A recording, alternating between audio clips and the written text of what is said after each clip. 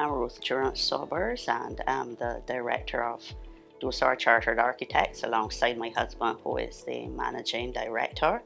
And I'm a senior planner, I would say. I'm an architect. I'm also a landscape architect and a graphic designer.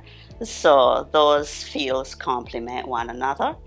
And in terms of my career, it has advanced really from a local scale and moved on to a regional scale, whereby there are persons who fund projects. You have homeowners. You start out at the lower level of homeowners in architecture and then move on to where you're doing regional projects such as, smaller developments, real estate and so. And then with respect to international funding agencies, those agencies such as the IDB and the CDB, then within your firm, once you have advanced yourself and progressed the level of competence, and well beyond that, not just competence, because at a certain level everybody is competent, but it's whether or not you are excellent.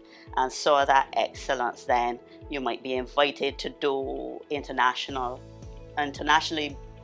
funded projects. And so that's the level that we are at now, where it has progressed to working with international agencies and NGOs. The career of architecture requires much finance. I know this from the time I had started my studies, and as such, that is why I went toward a Barbados scholarship. It was a deliberate process because I knew that I could not finance it myself. And so with that in mind, that's how I studied. And having been awarded that Barbados scholarship, then I was able to pursue what I had set out to pursue. And I was able then, under the scholarship, you are required to, again, maintain that level of excellence. And because we're representing Barbados, and as such, along that, after I qualified, I wanted to progress beyond an initial degree. And that's why I went on to do a master's in landscape architecture, and that's why I also studied graphic design, because the design fields are all related. And I was able to do that summarily over a period of, I believe, 7 years. So it was a long process, but at the end of it, I was satisfied that I would be more than competent.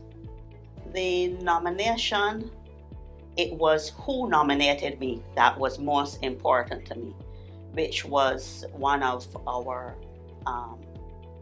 office assistants. He's an architectural, well, in another few months he'll be an architect.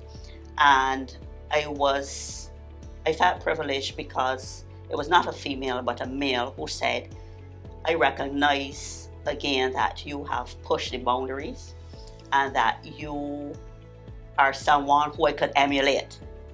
And it was because of that I really went forward full steam with it, because you cannot, when there's a younger person, you cannot play with their understanding of who you are. It is very important to see that the younger generation are always watching to see how you react, how you deal with your professional life, and also how you deal with your private or non-professional life, because everything is really connected when you come to office and you are bringing out an aspect of beauty or an aspect of work that relates to showing the world who you are. And that's what architecture is in essence. So the Women in Construction Award indeed is a platform that can be recognized by persons in and outside of the industry, lay persons, because all of us are into architecture, all of us use buildings, and persons then think, they reflect on not just architecture or construction, but they reflect on a woman's place, her purpose, and really the levels that you can reach in a given profession. And because it is still a profession which is mostly the faces that you will see are male, it makes people think about it more than they would. And opportunities to think and to reflect are good, because it then brings to the fore what women have done, not just in architecture, but also in other fora.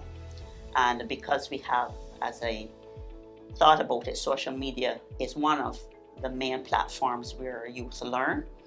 And if we want any continuity, we will need the youth to understand what is possible, what is real, and what can be achieved, whereby then I believe that young women, even if they're in the profession and they don't know you, they will search and they will find out, who is this person? How does she become a principal of a firm?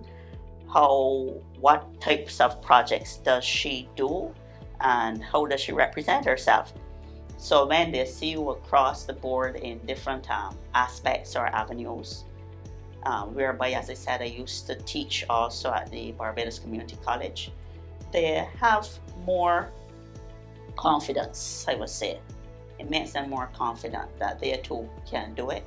My family has also seen that the time that I have spent was not that they would have thought it was wasted, but they see that, it has been recognized beyond what I do behind closed doors. My daughters have had myself as an example, because I will tell them, don't quit. They have seen, not just with this award, but there have been awards and scholarships that I have received where I did not put my name down. It was not something that I applied for. It was something that someone else recognized, and in that recognition, I was put forward. So it is just another aspect to say that your diligence can be recognized by persons without you having to say tout it all the time.